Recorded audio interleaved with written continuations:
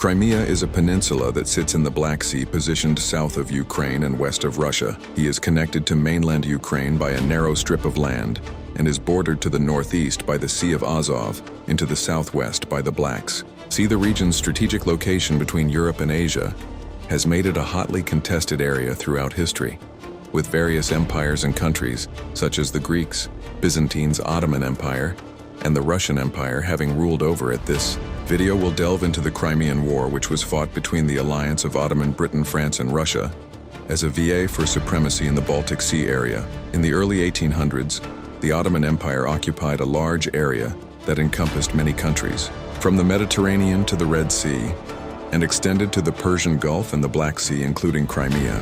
However, it was beginning to weaken, as evidenced by a series of events. The Serbian Revolution in 1804 resulted in the autonomy of the first Balkan Christian nation. Under Ottoman rule, the Greek War of Independence, beginning in 1821, further demonstrated the empire's internal and military weakness, with atrocities committed by Ottoman military forces in 1827. The Anglo-Franco-Russian fleet destroyed almost all of the Ottoman naval forces at the Battle of Navarino, Greece, became independent in 1830, and France occupied Algeria, formerly under Ottoman rule. Muhammad Ali of Egypt, the most powerful Ottoman vassal, declared independence in 1831. The empire was defeated in several battles, and Mahmud I sought Russian military aid with a Russian army landing in the Bosphorus in 1833 to prevent the Egyptians from capturing Constantinople. Since the Congress of Vienna in 1815, Russia, as a member of the Holy Alliance, has been acknowledged as the police of Europe in maintaining the balance of power. After enduring centuries of Ottoman northward expansion and Crimean Nogai raids, Russia commenced southward expansion towards the Black Sea's warm water ports, which did not freeze over this expansion, led to conflicts with the Ukrainian Cossacks, Tatars of the Crimean Kenya, and the Circassians. By conquering these groups and gaining possession of their territories, Russia deprived the Ottoman Empire at its buffer zone against further expansion, thereby causing direct conflict between the two empires. Russia attempted to negotiate with Great Britain on the partition of the Ottoman Empire and made concessions to eliminate all objections from Great Britain. But Britain was interested in preserving the integrity of the Ottoman Empire and rejected all Russian proposals in 1853. Russian troops occupied the Danubian principalities, now part of Romania, but then under Ottoman suzerainty. On October 16, 1853, after receiving promises of support from France and Britain, the Ottomans declared war on Russia. The Ottomans, led by Omar Pasha, launched a strong defensive campaign, which halted the Russian advance at Silestra now.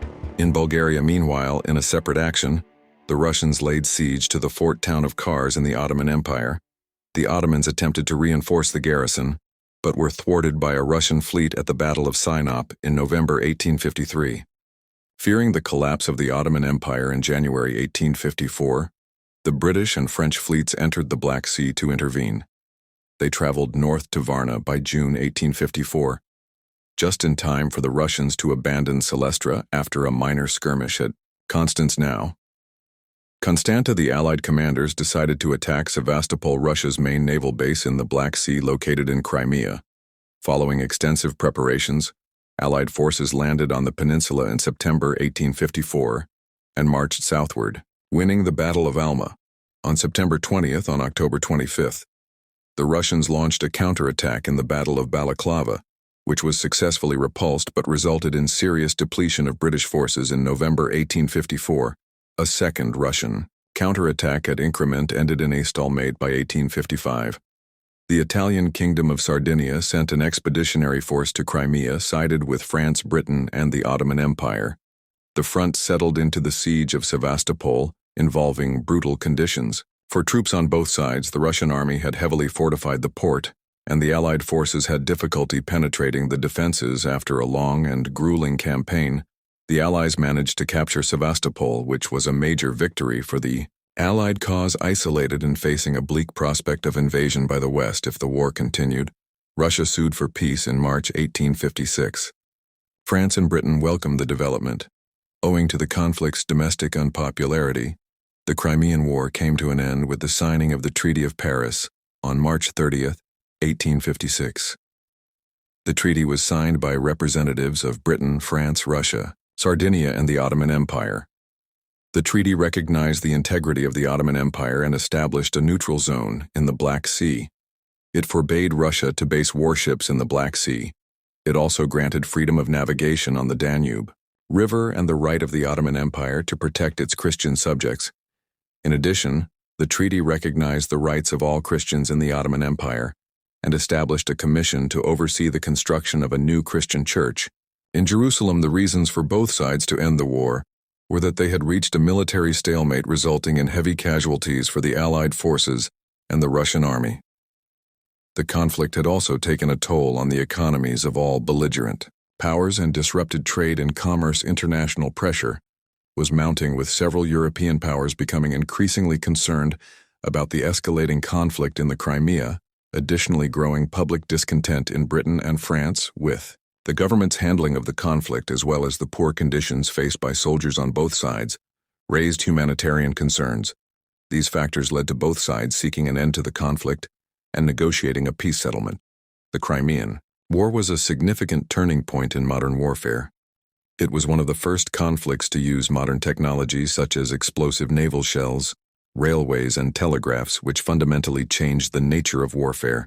For example, the telegraph allowed commanders to communicate quickly over long distances, while railways enabled the rapid deploying of troops and supplies to the front lines.